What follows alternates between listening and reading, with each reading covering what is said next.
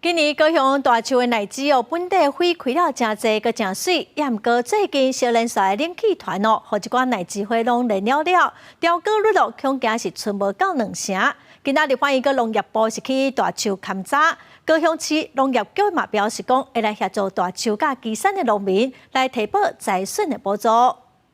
我随便摸一下就全部掉光光了。打野，弄打野啊！入尾甲来会勘的官员，树比树顶的奶子花，大拍花拢像安尼打打连连，轻轻啊摸到就随手去落落来。顶个月原地农民拢就是讲，今年花开遮水，会当有好收成。想袂到天公伯也无配合，天气黏咪寒黏咪热，第一帮补花人花落摆，农民预估今年的玉荷包受损将近8成。开花率100%，逐档开。那下我过年这嘛就今年安尼。 啊，你安尼已经够咧？啊，调过歹啊，就是进来看要补助，就是因为大家调歹，毋是我歹呢，大家拢歹啊。